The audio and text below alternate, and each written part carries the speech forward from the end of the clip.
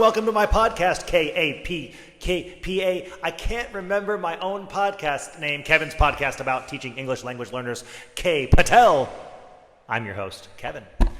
I want to start off this podcast episode about engaging ELL learners with a new segment that I am calling, Has This Happened to You?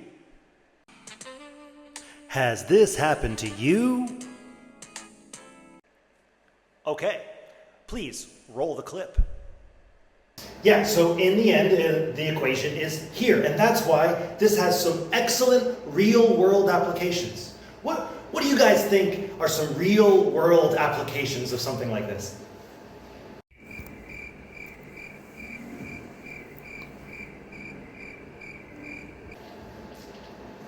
Anyone? Anyone? Ah, yes, the dreaded crickets of a disengaged class. Has this happened to you? Today, I want to talk about a possible solution to this problem. When students are disengaged, there are many plethora reasons why they could be disengaged, of course. But there's one that I've been thinking about a lot recently. And that's, as I've been working through this textbook, the Translanguaging classroom, I've been thinking about this concept of translanguaging, which actually is going to bring me to a segment within a segment. Translango what? Yes. Translanguaging. You see, when teaching bilingual learners, which all of our students are, even the spell kids or the non-spell kids, they are almost all, 95% bilingual learners. The old traditional theory was that there are two separate pools of language which we are teaching. You're either teaching the L1 bucket or the L2 bucket.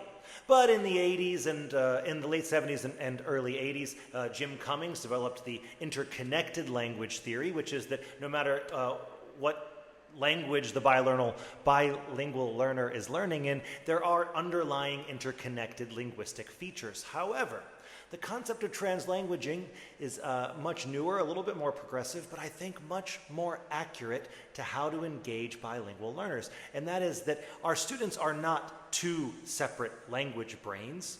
They are one linguistic learner. All the functions of their linguistic brain processing comes from the same bucket. So whether you are engaging them in English or in their L1, you are engaging the same parts of the learner. So this has got me thinking, if our students are disengaged, maybe we're just not pressing the right buttons. And as I've been working through this textbook, it's given me some ideas. For example, thinking about how to engage students in all languages that they can access. What about input and output? If the purpose of your lesson is output, that is, we want them to speak or write about something, why can't we engage them in their L1? Why can't we give individualized videos to give background in their L1 to prep them for a discussion about a concept? Why can't we use some kind of translation AI or translation program to translate the articles into their L1 so they can easily access what content we want them to discuss? Of course, the writing will become English, or the speaking will be English, but the input can be in whatever linguistic features are most comfortable to them. Or the vice versa. If we're going to input in English, why can't we allow them to output in their L1? Now, I know what you're thinking. Wait, output in their L1, how would that work? Well, what if in a class discussion, we allowed the students we put them in L1 specific groups, and we allowed them to discuss in their L1 and even take notes in their L1, then, using translation apps and translation technology, translate those notes into English. And now what does the teacher have? We have engaged students who have wrestled with the concepts, and we now have English notes which we can teach them about. We have created teachable moments by engaging the entire linguistic features of the learner. Uh-oh. I know, but you hear that siren? This must be a segment within a segment within a segment. It's the place police. Sir, you have the right to speak English. Place police. Yes, place police. I know what you're thinking, but Kevin, place. English is our language of instruction. English is our language of inclusion, and that is 100% true. I fully agree with this. I am not arguing that we become a Korean, Vietnamese, Chinese teaching school. That's not our model. However, our administration always says in the meetings that we are the professionals, and they trust us to work within the bounds of our classroom in ways that we think are useful.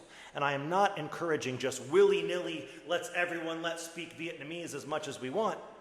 But if, as the teachers, we can set specific rules and specific parameters of how to use that L1, and we can channel that, we are still working within the place policy. So, hopefully, this assures you and ends this segment, the Place Police. Sir, you have the right to speak English. Place Police. This also ends my segment, Translango what? Translango what? And finally, before we end our final segment, let's take a quick peek back into that classroom of Has This Happened to You? And see what the discussion looks like when we allow this L1 discussion in order to get to the English content. Take a look. 아니 이거는 오케스트라 있어. 이거는 오케스트라 됐으면은 아까는 벌스랑 아니 대문자 손자 Beautiful. This ends my final segment. Has this happened to you? Has this happened to you? Thank you very much for tuning into this episode of the podcast. I hope this helps.